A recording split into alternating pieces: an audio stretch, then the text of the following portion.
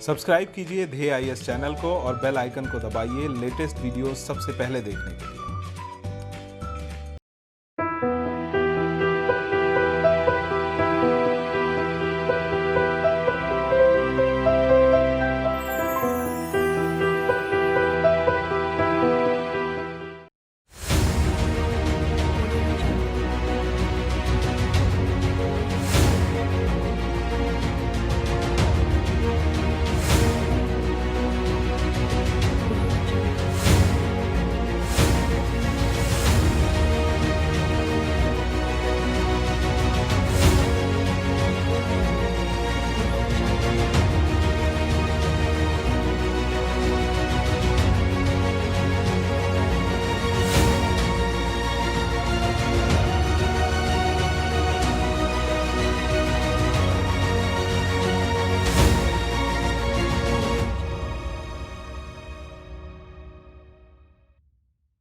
नमस्कार, मैं सुनील वर्मा ध्येय आईएएस टीम की ओर से आपका स्वागत करता हूं ध्येय टीवी पर। हम बात करेंगे डेली करंट अफेयर्स के अपने प्रोग्राम पर, जैसा कि हम प्रतिदिन करते आए हैं। आज की वीडियो में मैं 3 टॉपिक कवर कर रहा हूं। पहला जो टॉपिक है, हम इसमें बात करेंगे जैविक या जैव हथियारों पर। देखेंगे जैविक या जैव हथियार क्या होते हैं, इस समय क्यों चर्चा में बने हुए हैं। वहीं जो दूसरी खबर है, उसमें हम बात करेंगे यूरोपीय संघ द्वारा अपनी अर्थव्यवस्था को संभालने के संदर्भ में हुए एक समझौते पर। देखेंगे क्या है समझौता, उससे यूरोपीय संघ क्या उम्मीद कर रहा है। वहीं जो तीसरी खबर है, इसमें हम बात करेंगे एयर क्वालिटी लाइफ इंडेक्स पर। देखेंगे एयर क्वालिटी लाइफ इंडेक्स क्या है, इस समय क्यों चर्चा में बना हुआ है। आइए इन्हीं तीनों खबरों को एक एक करके विश्लेषित करते हैं। सबसे पहले हम बात करेंगे जैविक या जैव हथियारों पर। तो देखिए, हथियार से तात्पर्य क्या होता है, जिसका प्रयोग करके किसी पर आप हमला कर सकते हैं। ठीक इसी तरह से जब कीटाणुओं, जीवाणुओं, विषाणुओं, फफूंद जैसे जो संक्रमणकारी तत्व होते हैं, जो सूक्ष्म आकार के जीव होते हैं, जब हम इनका प्रयोग हथियार के रूप में करते हैं तो यही बोला जाता है इन्हीं को जैव हथियार। अर्थात जैव हथियार से तात्पर्य उन सूक्ष्म आकार के जीवों का तकनीकी के माध्यम से हथियार के तौर पर प्रयोग करना ही जैव हथियार है। अब जो जैव हथियार है, इसके द्वारा आप क्या कर सकते हैं, दूसरे देश को क्षति पहुंचा सकते हैं, और जब आप ऐसा करेंगे तो इसको बोला जाएगा जैव युद्ध, अर्थात बायो वारफेयर। तो बायो वारफेयर का मतलब इस प्रकार के युद्ध से है जिसमें जैविक या जैव हथियार का प्रयोग किया जाता है। इसमें क्या होता है कि यह जो युद्ध की कंडीशन क्रिएट की जाती है, इसमें विरोधी जो देश होता है उससे आमने सामने आकर लड़ने की जरूरत नहीं पड़ती है। आप क्या करते हैं कि यह जो जैविक हथियार आपने बनाए हैं, इसमें यह पाउडर के रूप में हो सकता है, यह किसी केमिकल के रूप में हो सकता है, इसको आप किसी खाद्य पदार्थ में मिला सकते हैं, इसको किसी लिफाफे में आप बंद कर सकते हैं, और किसी भी तरह से आपको दूसरे देश में इसको पहुंचा देना है। और यह चूंकि संक्रमणकारी तत्व होते हैं तो तेजी से क्या होंगे, फैलेंगे, और जैसे ही तेजी से फैलेंगे यह अपना घातक रूप दिखाना प्रारंभ कर देंगे। और इससे क्या होता है, जो इस देश में यह संक्रमण फैलाया जाता है उसको संभलने का भी मौका नहीं मिलता। कारण यह होता है कि चूंकि यह जो विषाणु है, यह तो जीवाणु है, जो जीव हैं, यह क्या करते हैं, जैसे ही व्यक्तियों के संपर्क में आते हैं, ये 24 घंटे के अंदर उनकी जान लेने में सक्षम होते हैं। अब देखिए, कुछ जीवों का नाम बता रहा हूं जिनका प्रयोग यह किया जाता है जैविक हथियारों के निर्माण में। ग्लैंडर, टुलिरीमिया, एंथ्रेक्स, प्लेग, बोटुलिज्म जैसे अनेक ऐसे जीवों के उदाहरण हैं जिनका उपयोग तकनीकी के माध्यम से जैव युद्ध के लिए किया जाता है। इनमें क्या करते हैं, ये जो जीव मैंने बताए, इनके साथ हम तकनीकी को मिलाते हैं और इसको हम क्या करते हैं, पाउडर के रूप में कन्वर्ट कर देते हैं। हम इनको खाद्य पदार्थों में मिला सकते हैं, इनको हम जो है कि लिक्विड में मिला सकते हैं, और इस तरह से इनको हम इस रूप में कन्वर्ट कर देते हैं जो संक्रमित जीव हैं, जो हवा में रह सकते हैं, पानी में सर्वाइव कर सकते हैं, ये मिट्टी में रह सकते हैं, और साथ ही साथ जिन चीज़ों का व्यापार किया जा रहा है, मान लीजिए किसी दूसरे देश से कोई सामान जहाज के माध्यम से आता है, उसको संक्रमित किया जा सकता है। और यह जो संक्रमित सामान जब जिस देश में जाएगा वहाँ पर क्या होगा, जो लोग भी इसके संपर्क में आएंगे वो सभी क्या होंगे, प्रभावित होने लगेंगे। अर्थात यह जो संक्रमणकारी जीव होते हैं, इन्हीं का यूज किया जाता है, और बस यह प्रयास किया जाता है कि किसी भी तरह से यह जो विरोधी देश है वहाँ पहुँचे, और जैसे ही वह वहाँ पहुँचेगा वहाँ पर क्या होगा, एक ऐसी कंडीशन क्रिएट हो जाएगी कि लोगों को समझ में नहीं आएगा, और सबसे बड़ी बात है इसमें किसी देश का नाम भी नहीं आएगा, क्योंकि आप इसके ओरिजिन और सोर्स को पता लगाने में इतना जल्दी सक्षम नहीं हो पाएंगे।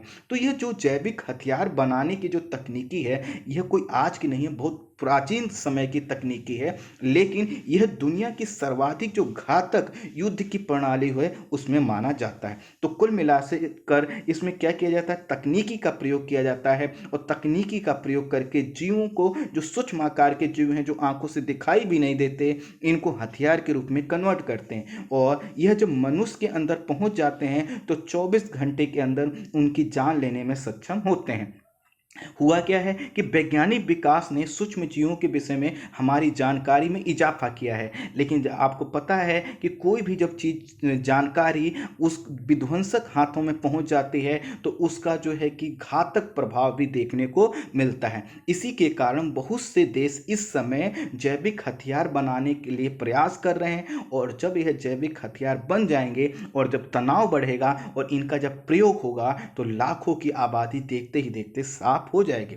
इसका प्रयोग प्राचीन समय से होता आया है। ईसा पूर्व जो 6वीं शताब्दी में एक सभ्यता थी मेसोपोटामिया, तो मेसोपोटामिया के असुर साम्राज्य के लोगों ने दुश्मनों के कुओं में विषाक्त कवक मिला दिया था। तो देखिए, विषाक्त कवक को मिलाया जाना यह क्या था कि उससे, जिससे वो कुओं के पानी को जब वो पिएंगे तो जो पूरा जल है वो पोल्यूटेड हो चुका होगा, विषाक्त हो चुका होगा, जहर के रूप में कन्वर्ट हो चुका होगा, वो लोग मर जाएंगे। तो इस तरह यहाँ पर किस रूप में इसका प्रयोग किया गया था, हथियार के रूप में। और ये जो 6वीं शताब्दी से बाद भी कई बार यह चीजें होती आई हैं, कई बार इसका प्रयोग हुआ है। अगर हम आधुनिक समय में ही सिर्फ इसका देखें तो प्रथम विश्व युद्ध के दौरान जर्मनी के सैनिकों के द्वारा एंथ्रेक्स तथा ग्लैंडर्स के जीवाणुओं का प्रयोग किया गया था। और किस रूप में किया गया था, जैव हथियारों के रूप में किया गया था। जापान चीन युद्ध जो कि 1937 से 1945 के बीच का है, द्वितीय विश्व युद्ध में जापानी सेना के द्वारा भी इसका उपयोग किया जा चुका है।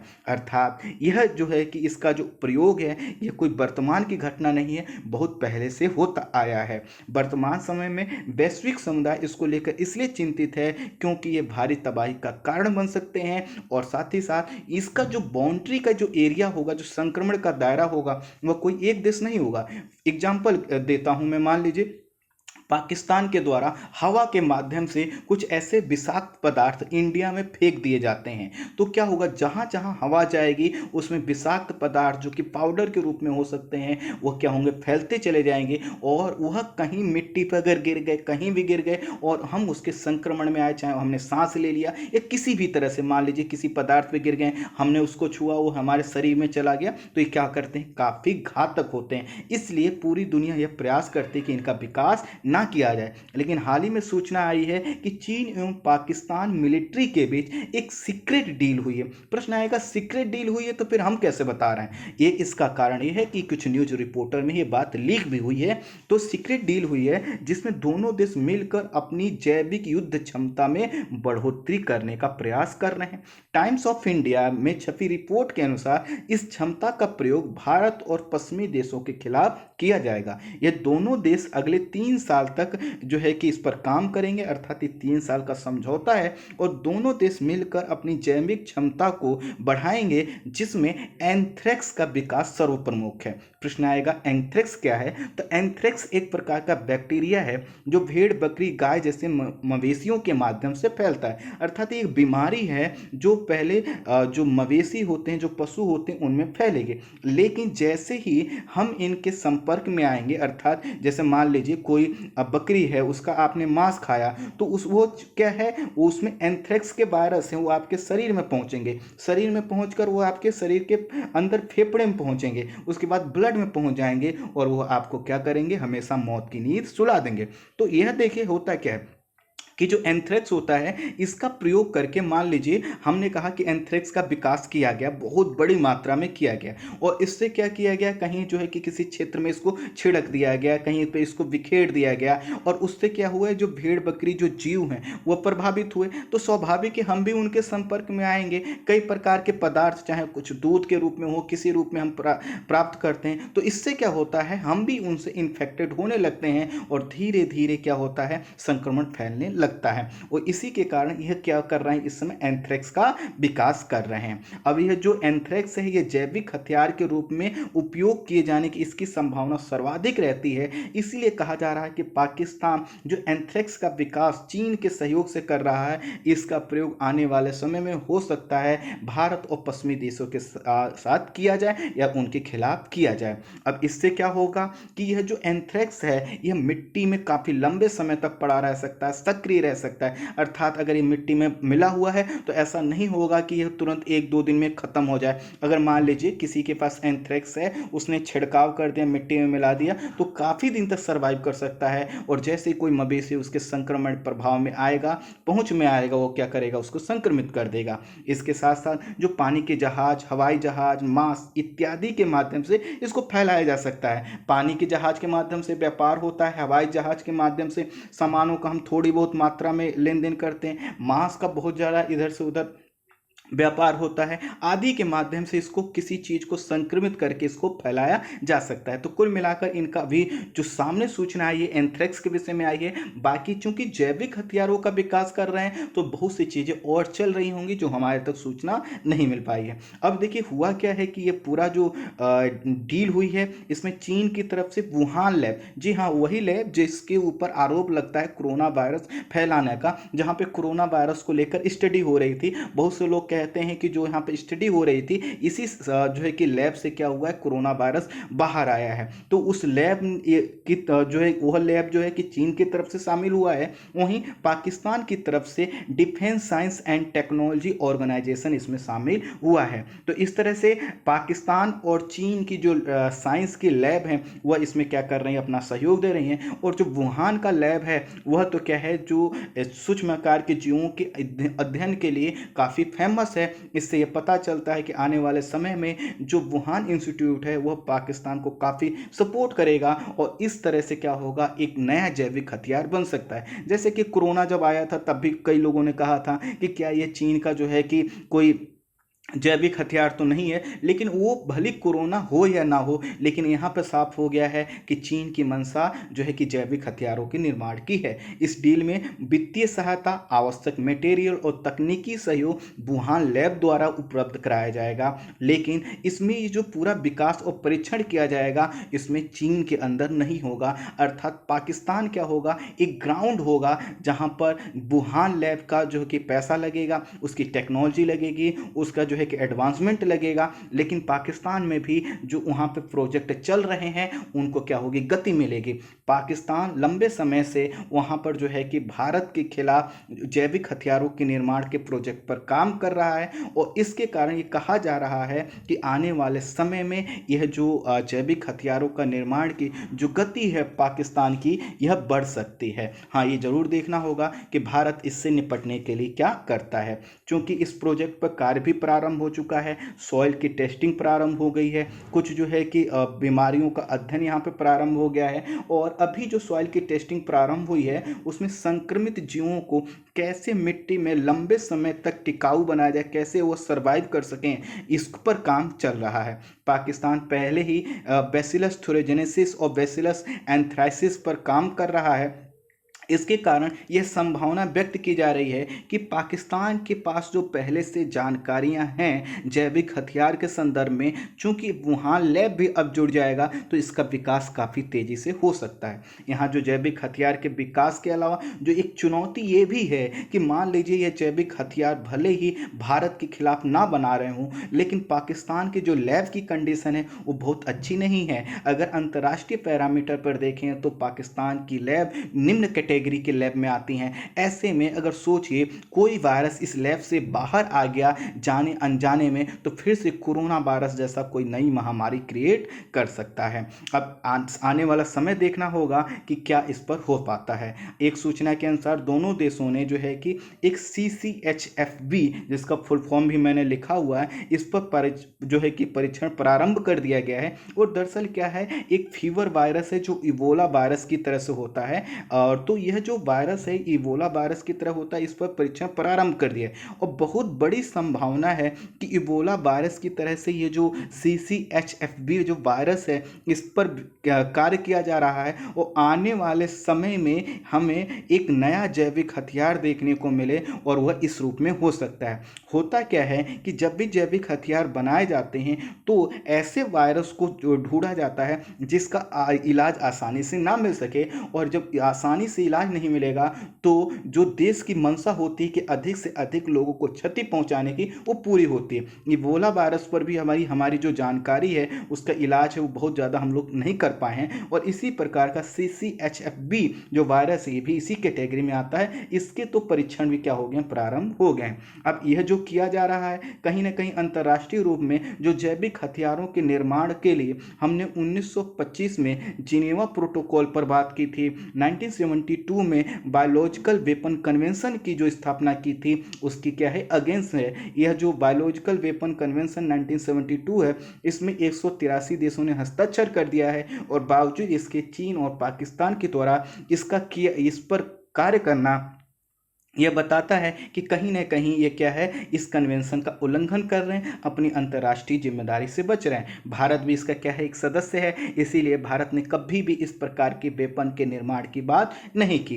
क्योंकि जो जैव आतंक है, इसकी जो चुनौतियां हैं, ये आज कोई नई बात नहीं है। बहुत लंबे समय से भारत में और पूरे विश्व समुदाय में कही जाती रही हैं कि आने वाला समय जैव आतंक का होगा, अर्थात बायो टेररिज्म का होगा, जिसमें जैविक हथियारों का प्रयोग किया जा सकता है। इसके लिए हमें थोड़ा सा मजबूत होने की ज़रूरत है। हमें अपनी जो आधारभूत संरचना है उसमें सुधार करने की ज़रूरत है। भारत में इसके लिए जो नोडल एजेंसी है वो हमारा होम मिनिस्ट्री है, और होम मिनिस्ट्री को सहयोग देते हैं हमारा जो कि डिफेंस मिनिस्ट्री, DRDO, पर्यावरण और जो जलवायु परिवर्तन मंत्रालय, अन्य संगठन इसमें सहयोग देते हैं। लेकिन नोडल एजेंसी कौन सी है, हमारी होम मिनिस्ट्री। भारत में चूंकि जैविक हथियारों के लिए अभी जो कार्य है वो काफ़ी प्रगति पर नहीं दिखाई देता, इसलिए चीन और पाकिस्तान की जो यह प्रोजेक्ट है, इसकी जो खबर है हमारे लिए चिंताजनक हो सकती है। लेकिन अंतर्राष्ट्रीय समुदाय इसकी न सिर्फ निंदा कर रहा है, बल्कि ऐसा ना करने की बात कही गई है। लेकिन आपको पता है कि चीन और पाकिस्तान की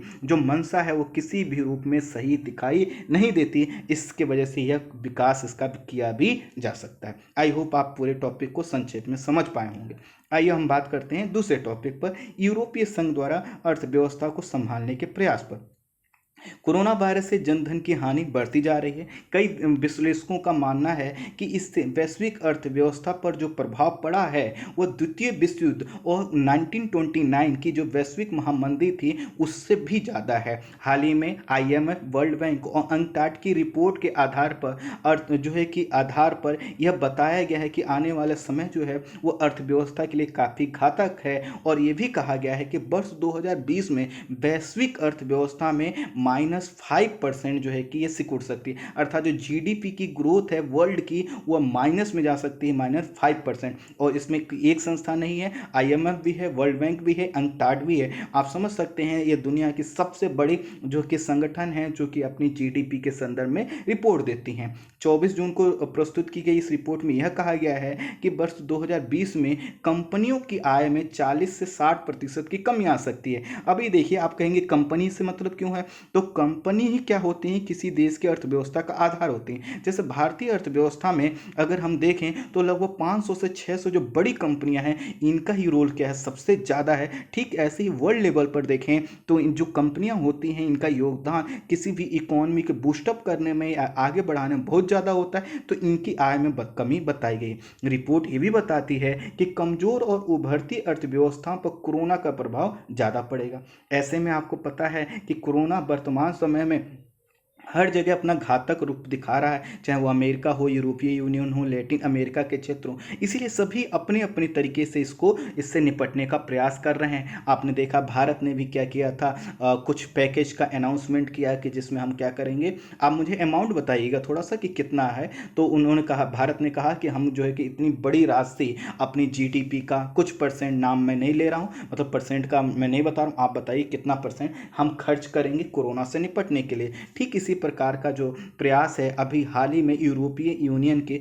सभी 27 जो देश हैं वो मिलकर बैठे और उन्होंने एक समझौते पर सहमति व्यक्त। सहमति में यह कहा गया कि चूंकि कोरोना से प्रभावित जो देश हैं यूरोपीय यूनियन के, उसमें कुछ देशों की स्थिति काफ़ी खराब हो चुकी है, और चूंकि यूरोपीय यूनियन एक यूनियन के रूप में काम करता है, इसलिए कुछ देश अगर जो है कि कोरोना के प्रभाव से उबर नहीं पाते हैं तो इससे क्या होगा, कहीं ना कहीं अव्यवस्था क्रिएट होगी। इसलिए सभी देशों की जिम्मेदारी बनती है कि वो क्या करें कि जिन देशों की अर्थव्यवस्था को ज़्यादा नुकसान पहुंचा है हम उनका सहयोग करें, और कुछ हम ऐसा करें जिससे पूरा यूरोपीय यूनियन आगे बढ़ सके। तो इसके तहत कोरोना से सर्वाधिक प्रभावित देशों के लिए 360 बिलियन यूरो का ऋण बहुत ही कम ब्याज दर पर दिया जाएगा, और साथ ही साथ कुछ अनुदान के रूप में भी कुछ देशों को दिया जाएगा। कौन देगा? यूरोपीय यूनियन अपने सदस्य देशों को। इसमें जो थोड़ा सा कम प्रभावित देश हैं उनको 390 बिलियन यूरो का ऋण दिया जाएगा, लेकिन यह जो ऋण दिया जाएगा इस पर जो इंटरेस्ट होगा वह सर्वाधिक प्रभावित देशों की तुलना में थोड़ा सा ज़्यादा होगा। अगले 7 वर्षों में यूरोपीय संघ के लिए लगभग 1.1 ट्रिलियन डॉलर का जो है कि आवंटन, सॉरी डॉलर नहीं, यूरो का आवंटन किया जाएगा, जिससे यह जो अर्थव्यवस्थाएं सिकुड़ गई हैं उनको गति दे सके। अर्थात लगभग 1.1 ट्रिलियन यूरो खर्च किया जाएगा ऐसे देशों पर जिनकी अर्थव्यवस्था को संभालने की ज़रूरत है, जिससे पूरा यूरोपीय यूनियन आगे बढ़ सके। अब चूंकि यूरोपीय यूनियन के लिए इतने बड़े पैसे की व्यवस्था करना एक कठिन टास्क है, इसीलिए यूरोपीय संघ लगभग 750 बिलियन यूरो बाजार से उधार के रूप में, ऋण के रूप में लेगा, और जो यह उधार लेगा इसको फिर से अपने देशों को ऋण और अनुदान के रूप में देगा। तो कहीं ना कहीं इससे क्या होगा कि जो एक देश के द्वारा अगर इतना ऋण उस लेना चाहता तो हो सकता है उसको ना मिल पाता, क्योंकि अभी पूरा यूरोपीय यूनियन ले रहा है 750 बिलियन यूरो का ऋण, तो लेकर जिन देशों को जितनी आवश्यकता है उनको कम ऋण पर क्या करेगा, यह अनुदान दे। स्वाभाविक है, पैसे का जब फ्लो बढ़ेगा तो इससे क्या हो सकता है, जो देश हैं वहाँ पे क्रय शक्ति बढ़ेगी। जैसे एक एग्जाम्पल लेकर देखते हैं, इसमें क्या हुआ, जैसे हम इटली और स्पेन का एग्जाम्पल लेते हैं। अब यूरोपीय संघ ने कहा कि हम आपको मान लीजिए 50-50 बिलियन की हम सहायता देते हैं। इससे उन देशों में क्या होगा, वह देश अपने यहाँ पे लोगों पर खर्च करेंगे, कुछ योजनाएं स्टार्ट करेंगे, कुछ जो है कि ऐसी चीज़ें करेंगे जिससे लोगों के पास आय बढ़े, इनकम के सोर्स को लें, व्यापार बढ़े। तो इससे क्या होगा, धीरे धीरे अपने आप जो अर्थव्यवस्थाएं रुक गई थी वह आगे बढ़ने लगेंगे। लेकिन इससे ये भी हो सकता है कि ये जैसी कल्पना की जा रही है ना हो पाए। कारण ये है कि चूंकि यूरोपीय यूनियन एक यूनियन है, 27 देश हैं, सभी 27 देश किस तरह का सहयोग करते हैं ये देखना होगा। खैर, आने वाले समय में यूरोपीय संघ इस क्षेत्र में आंशिक रूप से कुछ कर लगा सकता है, टैक्स लगा सकता है, जिससे उसको कुछ आय प्राप्त होगी, और आय जो प्राप्त होगी उससे क्या होगा, जो लिया गया पैसा है उसको वापस किया जा सकता है। अर्थात जो ऋण के रूप में वो ले रहे हैं आखिर उनको वापस भी तो करना है, तो इसके लिए वो कुछ टैक्स का सहारा ले सकते हैं। स्वाभाविक है, जब लोगों की आय बढ़ेगी तो टैक्स पे करना उनके लिए कठिन टास्क नहीं होगा। और एक चीज़ और कहा गया है सभी 27 देशों के द्वारा कि राजकोषीय जो हमारी पॉलिसी होगी उसको थोड़ा सा हम इंटीग्रेट करेंगे, समन्वित करने का प्रयास करेंगे, जिससे कुछ ऐसा ना हो कि कोई देश अपने यहाँ बहुत ज़्यादा कर में छूट दे दे, कोई देश कहे कि हम बहुत ज़्यादा कर बढ़ा रहे हैं। तो इसलिए क्या किया जाएगा, सभी देश मिलजुल कर थोड़ा सा इस पर काम करेंगे। इस राहत पैकेज का जो लगभग 1/3 जो राशि होगी वो जलवायु परिवर्तन पर खर्च होगी। ये बहुत बड़ी चीज़ है। तो आपसे पूछा जा सकता है कि कोविड-19 के पैकेज में कहाँ पर जो है कि ऐसा हुआ कि जो भी घोषणा हुई उसमें से 1/3 राशि जलवायु परिवर्तन पर खर्च करने की बात की गई। तो यह है आपका यूरोपीय यूनियन। अब जलवायु परिवर्तन पर इसलिए क्योंकि अगर हम यूरोपीय यूनियन की देखें तो उनकी बड़ी चिंता क्या है, जलवायु परिवर्तन, जिसको लेकर हमारे एशिया के देश या जो है कि अमेरिका इतना जो है कि जागरूक नहीं दिखते। लेकिन हाँ, यूरोपीय यूनियन उनको समझ में है इस चीज़ का कि अगर हमने जलवायु परिवर्तन पर ध्यान नहीं दिया। अब सोचिए कोरोना के बाद जैसे ही उत्पादन बढ़ाने की बात आए और वह इन चीज़ों का उत्पादन बढ़ाएं जिससे क्या हो, जो कार्बन का उत्सर्जन है, ग्रीन हाउस गैसेस का उत्सर्जन वह बढ़ जाए तो आगे चल के एक नई चुनौती होगी। इसलिए कहा गया कि नहीं, आपको जलवायु परिवर्तन पर कार्य करते रहना है, उसको काम को रोकना नहीं है। और इसका जो प्रयोग किया जाएगा 1/3 राशि का, इससे क्या गया, जो ऊर्जा की दक्षता है अर्थात एनर्जी की जो इफिशियंसी है उसको बढ़ाने का प्रयास किया जाएगा, उत्सर्जन को कम करने का प्रयास किया जाएगा। यूरोपीय संघ अपनी जीडीपी का लगभग जो है कि आने वाले समय में 5% इस पर राहत पैकेज के रूप में खर्च करेगा। हालांकि समीक्षकों को ये भी कहना है इटली, स्पेन, पुर्तगाल जैसे देशों को तो फायदा हो सकता है, लेकिन बहुत से ऐसे देश हैं जिनको फायदा नहीं हुआ, हो सकता है उनके ऊपर यह चूंकि पूरा यूरोपीय यूनियन का लिया हुआ पैसा सबकी सामूहिक जिम्मेदारी है, तो हो सकता है कि वो देश इससे इनकार करें या फिर उनके ऊपर अलग बर्डन बढ़ जाए। चूंकि हुआ क्या था, 2008-9 की जो मंदी आई थी उस समय भी क्या हुआ था कि यूरोपीय यूनियन ने कुछ देशों को सहायता दी थी और इससे अन्य देशों पर अपने आप क्या कर गया, बोझ बढ़ गया। अब देखिए कैसे बढ़ जाता है, यूरोपीय यूनियन ने 100 रुपये दिया, तो 100 रुपये दिया तो आखिर उस सदस्य देशों से ही तो उसने लिया होगा और 100 रुपये लेकर किसी 1-2 देश को दे दिया, तो बाकी देशों को तो क्या हुआ, उनके हाथ से पैसा गया, उनको तो लगा कि हमारा इसमें क्या फॉल्ट है। तो ऐसी ही कंडीशन 2008-9 के बाद क्रिएट हुई थी और इन्हीं चुनौतियों से देखते हुए ब्रिटेन ने 2016 में डिसाइड किया था कि हम क्या करेंगे, यूरोपीय यूनियन से बाहर होंगे और उसने ब्रेक्जिट करवा लिया था। तो कहा यह जा रहा है कि ऐसा ना हो कि इस बजट की वजह से आने वाले समय में कोई चुनौती उत्पन्न हो जाए। हालांकि ऐसी इसकी उम्मीद नहीं दिखाई देती क्योंकि कोरोना सभी के लिए क्या है, एक समस्या। अब हम बात करेंगे अपने तीसरे टॉपिक पर। अब ये क्या है, एयर क्वालिटी लाइफ इंडेक्स। वायु जो हम शब्द यूज करते हैं एयर, क्या है, गैसों का मिश्रण है और जो गैसों का जो मिश्रण है तब हम कहते हैं कि कोई वायु स्वच्छ है या नहीं। इसका मतलब क्या है कि जो गैसों का मिश्रण का अनुपात, उसमें जो गैसेस मिली हैं, चाहे ऑक्सीजन हो, कार्बन डाइऑक्साइड हो, अन्य जो गैसें हैं, नाइट्रोजन का अनुपात हो, जब सभी गैसों का जो मिश्रण एक निश्चित अनुपात में रहता है तब तक तो हमें वह जो गैस है या जो वायु है वह जीवनदायिनी वायु के रूप में हमें नजर आती है। लेकिन अगर जब क्या होता है कि जो गैसों का जो मिश्रण का जो अनुपात है, इसमें जब अशुद्धियां ज़्यादा जाती हैं या प्रदूषण जब ज़्यादा हो जाता है तो यह जो गैस है यह जीवनदायिनी गैस नहीं रह पाती और इसी को बोला जाता है वायु प्रदूषण। अर्थात वायु प्रदूषण से तात्पर्य ऐसी कंडीशन से है जब वायु में उपस्थित गैसों में अशुद्धियों का अनुपात क्या है, ज़्यादा है, जिनके वजह से हमारे शरीर पर नकारात्मक प्रभाव पड़ता है। वर्तमान समय में वायु प्रदूषण से होने वाली मौतें अन्य आपदाओं से ज़्यादा हैं। जी हाँ, आप अगर दूसरी आपदा का नाम लेंगे तो उससे कहीं ज़्यादा वायु प्रदूषण से मौत होती है। क्योंकि वायु प्रदूषण से मैं बहुत डिटेल में बात कर चुका हूँ 2-3 वीडियो में पीछे, इसलिए ज़्यादा डिटेल में नहीं जाऊँगा।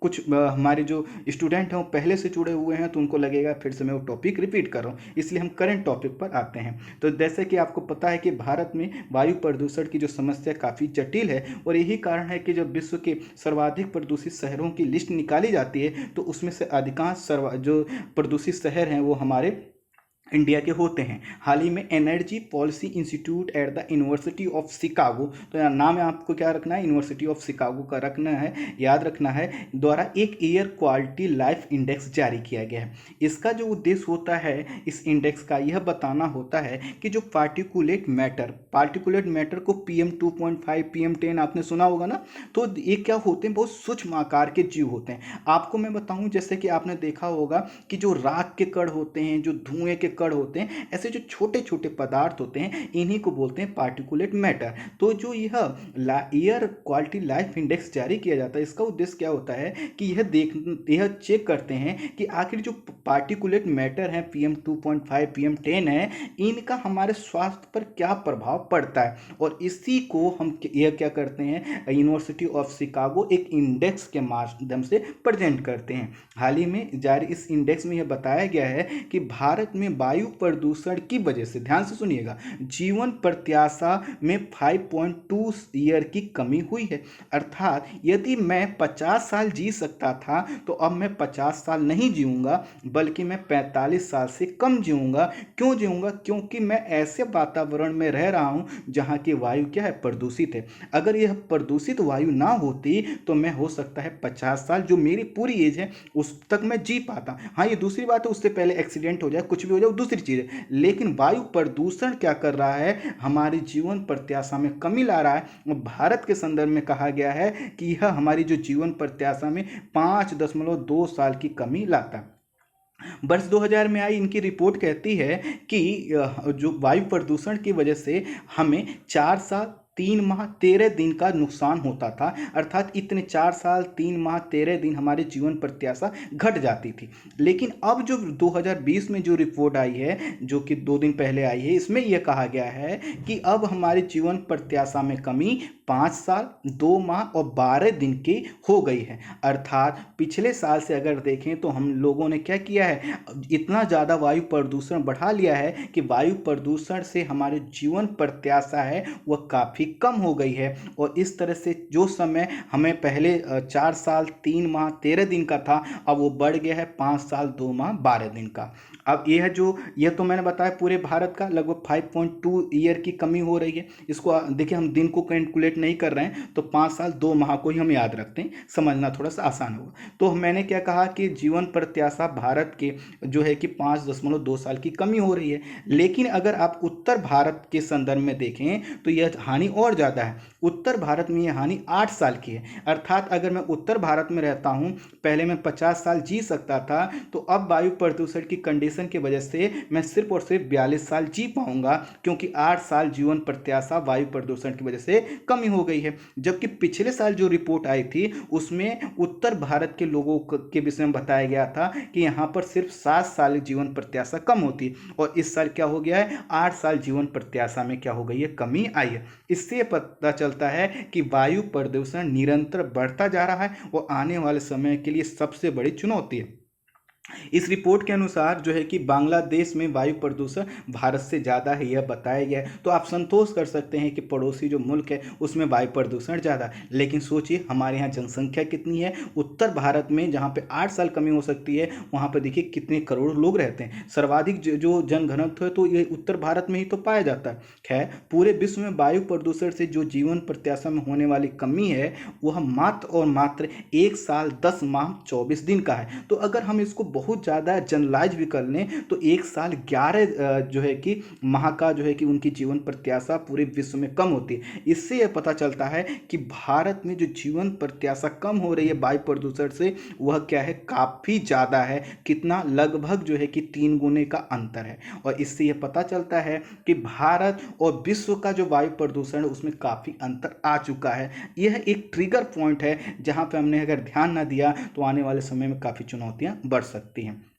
कुल मिलाकर भारत में वायु प्रदूषण अपने घातक स्तर पर पहुंच गया है। रिपोर्ट में यह भी बताया गया है malaria, HIV AIDS, road accident, शराब और ड्रग्स का सेवन और स्मोकिंग से भी ज़्यादा घातक है यह वायु प्रदूषण, क्योंकि इनसे जो होने वाली मौत से या इनके वजह से जितनी घटनाएं हैं, इनके वजह से जो हम जीवन प्रत्याशा में कमी का एक अनुमान करते हैं उससे भी कहीं ज़्यादा जीवन प्रत्याशा में कमी वायु प्रदूषण के द्वारा हो रहा है। भारत, बांग्लादेश, नेपाल और पाकिस्तान में पिछले 20 सालों में, ध्यान दीजिएगा, पिछले सिर्फ 20 सालों में पार्टिकुलेट मैटर 44% की बढ़ोतरी हुई है। अर्थात कहीं ना कहीं यह जो बढ़ोतरी है 20 सालों में 44%, यह बताता है कि हमने सतत रूप से क्या किया है, प्रदूषण को बढ़ाया है, हमने इसको रोकने का प्रयास नहीं किया। वहीं चीन में देखिए, चीन में जो जीवन प्रत्याशा की जो क्षति है वह 2 साल 6 माह से कम होकर अब जो है कि 2 साल 3 माह हो गया है। अर्थात